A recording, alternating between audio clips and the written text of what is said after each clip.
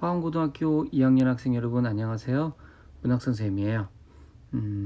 제가 시작할 때마다 화원고등학교 2학년 학생 여러분 안녕하세요 라고 얘기를 해요. 이 얘기는 이 강의는 화원고등학교 2학년 학생 여러분만 들어야 된다는 거예요.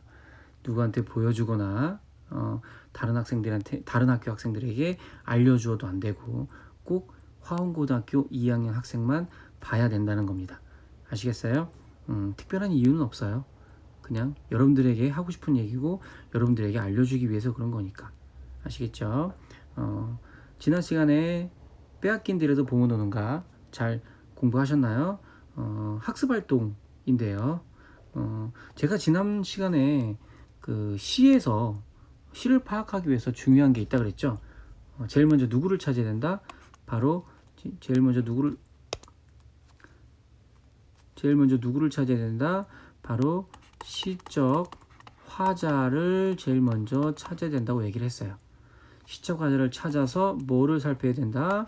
정서, 그리고 상황, 그리고 태도를 파악해야 된다라고 얘기를 했어요. 기억하시죠?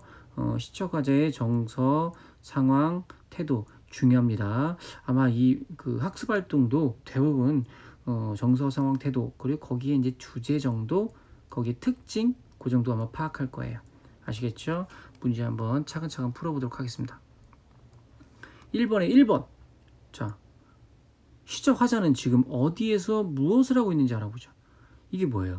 바로 상황 파악하라는 얘기예요. 상황. 지금 어떠한 상황, 어떠한 처지에 놓여져 있는지 파악하라는 거예요. 시적 화자 어디 있죠? 지금 어디 있습니까? 들에 있죠. 들은 들인데 어떤 들이에요? 빼앗긴 들이에요. 빼앗긴 들. 빼앗긴 들에서 뭐 하고 있어요? 봄을 어떻게 하고 있어요? 맞이하고 있다. 그죠? 봄을 맞이하고 있다. 이렇게 보시면 돼요. 그죠? 결국 시적 화자의 처지, 상황을 파악하고 있는 겁니다. 그 다음에 시적 화자의 감정, 정서겠죠? 그죠? 정서일 겁니다. 정서일 거예요. 그래서 5연에 보시면 고마워. 잘 자란 보리밭 고마워. 머리를 감았구나. 내 머리조차 가뿐하다. 이거는 이제 고맙다는 거니까 감사의 마음을 갖고 있어요. 감사. 뭐에 대해서 감사해? 뭐에 대해서? 우리 국토에 대해서.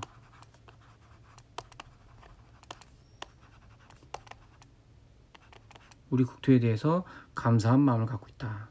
거기에 너도 머리를 비가 내려서 너도 그 머리를 감았구나. 나도 가뿐하다. 그러니까 너랑 나랑 쌤 동화되고 있다라고 해요. 그죠? 동화는 갖게 된다는 얘기예요. 같을 동자 될 화자 갖게 된다. 아이들 이야기 동화가 아니라 갖게 된다는 얘기입니다. 동화되고 있는 거예요. 그죠? 그다음에 10년에 보시면 여기에 어떤 정서가 또 나오고 있나. 풋내를 띠고 푸른 웃음 푸른 서름 어우러진 사이로 나 다리를 저면서 걸었어. 근데 그것이 뭐야? 봄 신령한테 내가 꼬임을 홀렸나 보다라고 하고 있어요. 근데 봄이 찾아오니까 좋긴 좋은데 그래서 푸른 웃음을 띠는데 이게 완전한 내 봄이 아니란 말이야. 그래서 푸른 서름까지 있어요. 그래서 물론 봄이 찾아온 조개 들판에서 즐거움, 기쁨도 느끼고 있지만 이게 지금 남의 땅이 돼버렸단 말이죠. 그래서 여기에서 기쁨과 즐거움 이런 것들과 함께 왠지 그 슬프고 그리고 땅을 잃어버린 안타까움도 드러나고 있다. 이렇게 보시면 됩니다. 제가 쓰고 이걸 보니까 글씨가 굉장히 칠판 글씨는 사실 이렇게 심하진 않는데 제가 좀 마음이 급하다 보니까 이렇게 글씨가 좀 못 알아볼 정도가 됐습니다. 좀 이해를 해주시고 강의할 때마다 한 번 강의할 때마다 한 번씩 좀 이렇게 제가 묻는 것 같아요. 네, 넘어갑시다. 자, 1번에 3번을 보니까 시적 화자가 고통스럽고 답답한 현실에서 출발해서 평화로운 자 안에 들어갔다가 다시 현실로 돌아오는 그런 구조를 지니고 있어요. 굉장히 특이하죠. 고통스러웠다가 꿈속에 들어간 것처럼 봄을 아주 만끽했다가 다시 나 그러나 난 지금 내가 보험 신령한테 홀렸나 봐. 내가 지금 이럴 때가 아닌데 그러면서 돌아오고 있거든요. 그래서 자연을 현실을 잊기 위해서 들어간 자연 역시 그 부정적인 현실의 일부일 수밖에 없다는 사실을 깨닫게 합니다. 그래서 더더욱 이 자연 이 그 현실이 고통스러울 수밖에 없는 거죠. 그래서 이런 느낌을 주고 있기 때문에 굉장히 그 여러 가지 1년과 11년의 대칭을 통해서 이런 것들을 드러내고 있거든요. 그래서 1년의 어조는 쉽게 말하면 말투의 말투. 1년에서의 말투는 굉장히 굉장히 담담해요. 뭐 그냥 지금은 남의 땅 빼앗긴 데려도 봄은 오는가? 뭐 이런 식으로 아주 담담하게 그렇게 얘기를 하고 있고 그때의 정서는 담담하긴 하지만 사실은 빼앗긴이라고 하니까 굉장히 안타까움이 드러나는 그런 정서를 드러내고 있죠. 반면에 이제 이것이 되게 봄 좋아. 그래서 봄을 막 만끽했잖아요. 그리고 10년에서 내가 봄 신령한테 홀렸어. 그죠? 그리고 마지막에 11년. 마지막 11년에 뭐라고 합니까? 지금은 아니죠. 뭐라고 합니까? 그러나 지금은. 그래서 그러나 시에서 이렇게 그러나 뭐 그런데 뭐 이런 그 접속 부사죠. 이런 것들이 잘 안 나오거든요. 그런데 일단 시상을 바꿔주는 이런 접속사들이 나오면 여러분들이 이것 때문에 왠지 분위기가 확 바뀌었는데 이렇게 좀 이해를 하셔야 돼요. 그래서 이것을 시상 전환이라고 해요.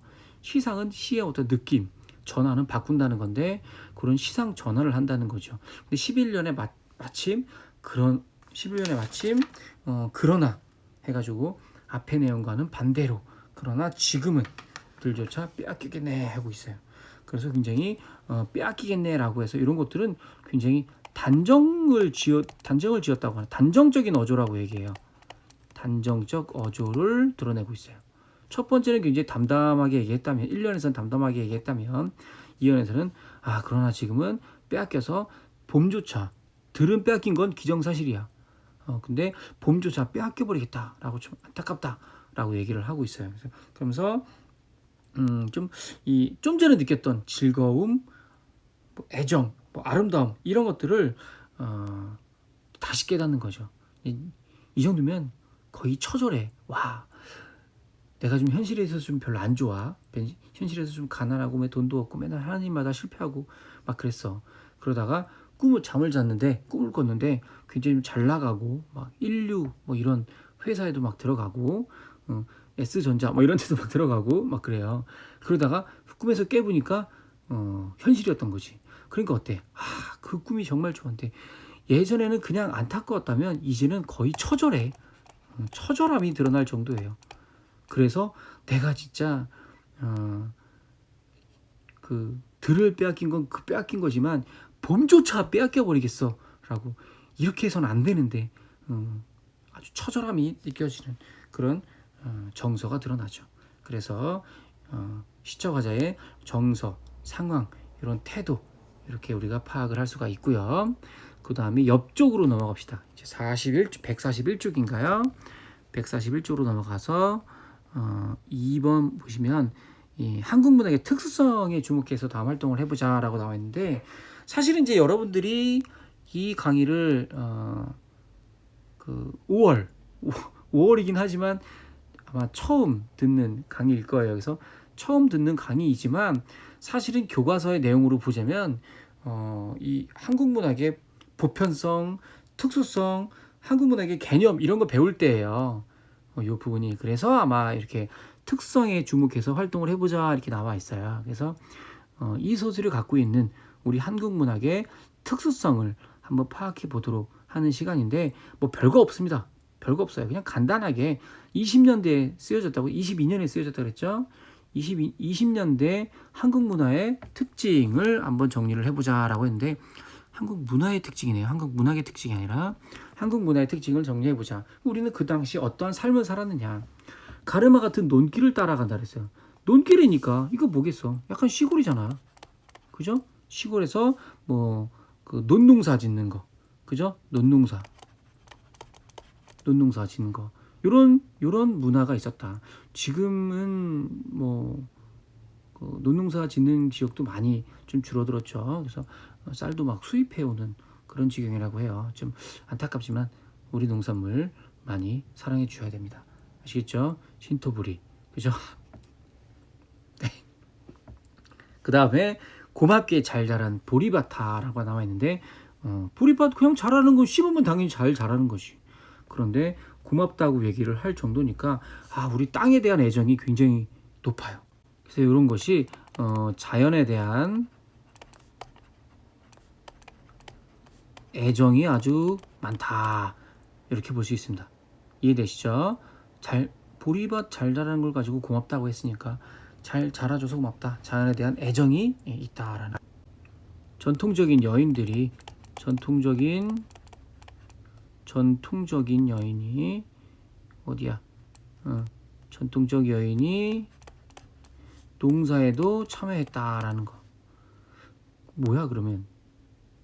집안일도 여자가 했을 텐데 옛날에는 농사까지 참여했으면 옛날 남자들은 뭐 한 것이? 맨날 그냥 기침이나 하고 가 쓰고 놀러 다녔나?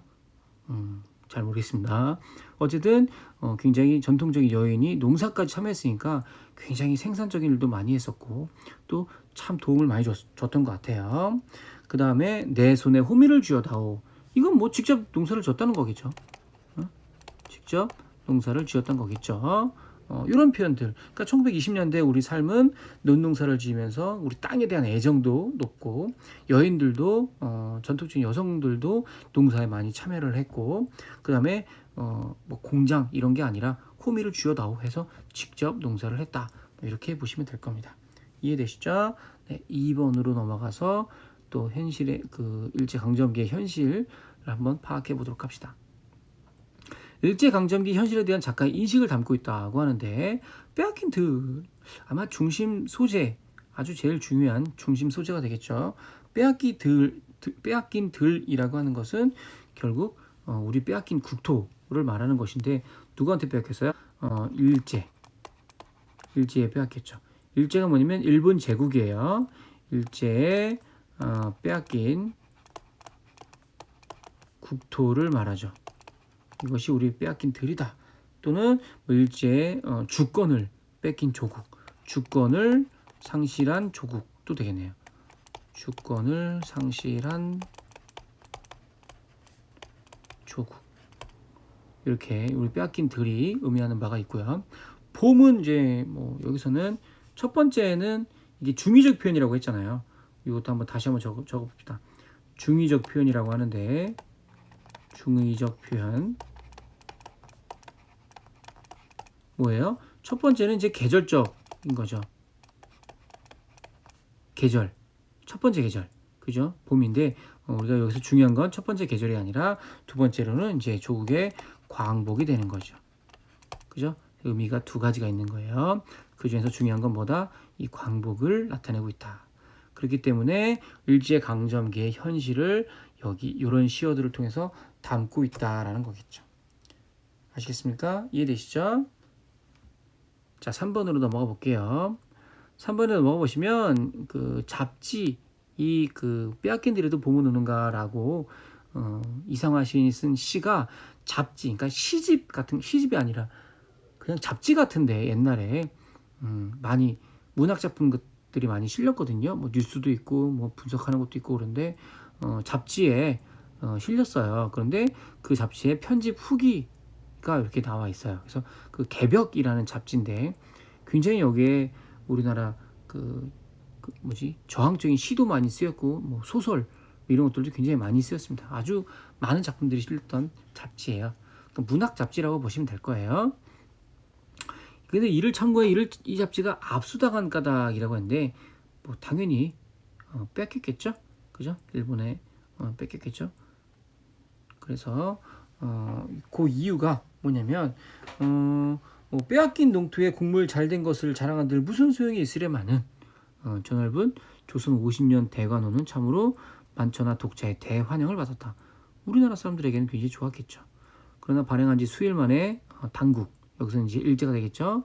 압수를 당하고 연속해서 호회를 발행하다가, 호회는 특별한 일이 있을 때만 이렇게 속보 같은 거예요. 특별한 일이 있을 때마다 뿌리는 그런 신문인데, 호위를 발행하다가 또 압수를 당하고 또 3차례 압수를 당했어요.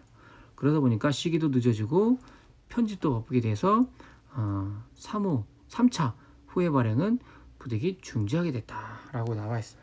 이렇게 이것들이 자꾸 호혜로 뿌리는데도 자꾸 압수당한 까닭이 왜 그럴까요? 당연히 누구에 대한 비판이 있을까? 이 얘기가 다 누구에 대한 얘기인데 일제에 대한 비판이나 그 다음에 저항 정신이 담겨져 있었기 때문에 그런 거겠죠?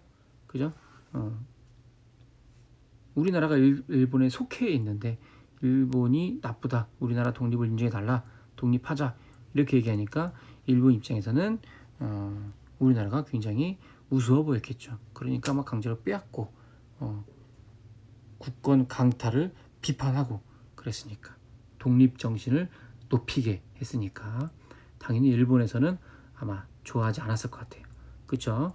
옛날에는 우리나라가 일본에 굉장히 힘을 못 썼지만 지금은 네, 말하지 않아도 여러분들이 충분히 알고 있으리라 생각이 됩니다. 자, 이렇게 해서 학습활동, 문학활동, 학습활동 1번, 2번 했는데요. 3번은 여러분들이 한번 읽고 한번 스스로 생각해보고 거기에 간단하게 답을 써보시면 될 것 같습니다. 자, 학습활동은 여기까지 마치도록 하겠습니다. 수고하셨습니다.